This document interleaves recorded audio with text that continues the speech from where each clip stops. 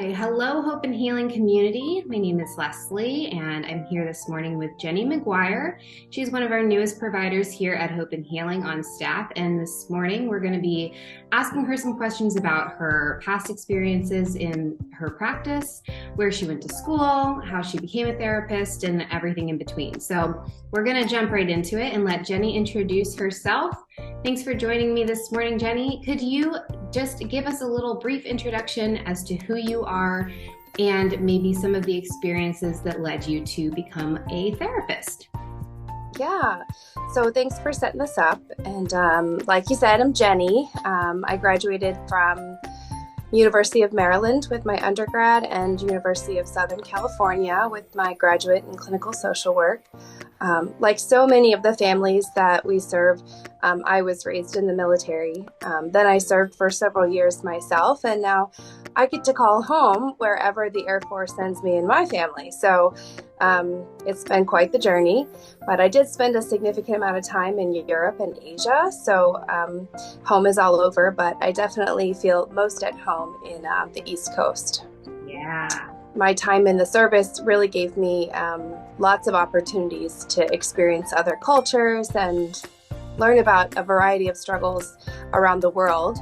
So early on, I had an opportunity to mentor adolescents and really grew passionate for helping and training and teaching. I found myself at first kind of dabbling in education and mentorship programs for a few years before I really decided to pursue mental health as a primary focus. I just kept gravitating towards the relationship aspect and knew that most of what I had experienced in life was preparing me to do this full time. Absolutely. So needed. And can you tell us some of the different populations with whom you've worked, or tell us about some of the different populations that you've worked with specifically, and maybe touch on the ways that you've witnessed therapy and mental health treatment making an impact or a difference in the lives of those populations? Yeah, sure. So, of course, I mentioned the military population and youth early on, but I've also worked with families and children from the ages of prenatal all the way through 5 years, at first providing parenting education and also some family counseling. It was in that position I really began to witness the impact of mental health during infancy and early childhood. So then I transitioned to more of a trauma focus, really starting with domestic violence, where I became certified to provide a specific treatment, which led me to expand my services for trauma and secondary trauma for all ages. So it's been really powerful to watch clients at all stages of life step into their trauma, take back power, and control their lives. I just feel honored that they trust me with their story and expose some of the most vulnerable moments in their life on their journey to empowerment and healing.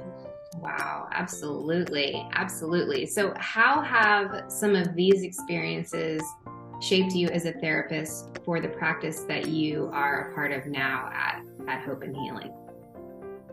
Yeah, so I feel like these experiences really remind me that I'm not the one responsible for healing someone. I can't speak for every therapist, but I know for me personally in the beginning, it was very difficult to meet with a client and not try and record their progress, so to speak, from each session. I'm often reminded that my clients are making progress on their time and at their pace, which looks different for everyone, and that can't be measured by some specific standard. So I feel like here, people can come in and we can meet them where they are. And that's been really helpful. Absolutely. I love that. And so many, as you say, everyone is on a different timeline and everyone's process and progress looks different. What is something that you wish everyone knew or understood about seeking mental health? I think that what you just said is a really good one, but is there another one, or is there something else that sticks out to you that you wish everyone knew about seeking therapy or mental health? Yeah, it's your space. You need to do with it what you decide you need. I feel like, I'll never tell someone something is a problem for them. I believe they need to decide that, whether it's a problem, and then work to address that when they notice it's interrupting their life. They're the expert of themselves. Absolutely. And what would you tell someone that has thought about seeking therapy, considered it, but they're not really sure where to start or what the first steps towards finding a therapist for them might look like? Yeah, that's difficult.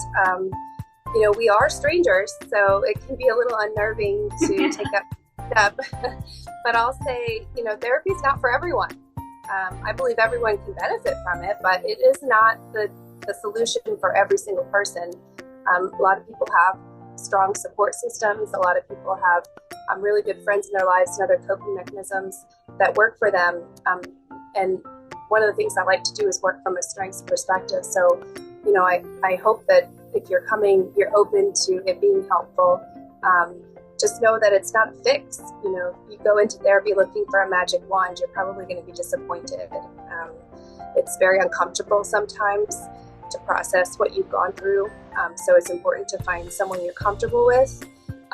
And I would say the most important thing is don't worry about hurting my feelings if we aren't clicking, because it's not about my feelings anyway. And I'm not the only one that can help. There are plenty of really wonderful therapists out there, and it's really about what makes the client comfortable.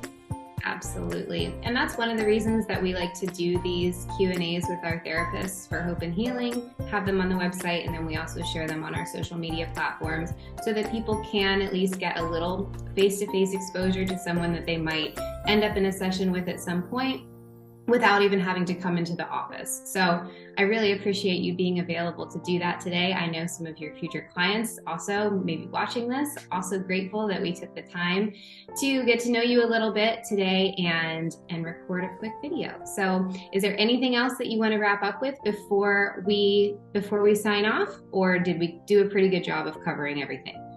I think that we covered quite a bit. Yeah. So. Looking forward to meeting anyone who's interested in, trying this as a bonus in their life. Absolutely. Thank you so much, Jenny. This was wonderful. I'm going to go ahead and get this all gussied up so that we can share it online. And I hope you have a great rest of your day. I hope everyone watching has a great rest of their day, and we'll see you next time. Okay. Thanks. Bye.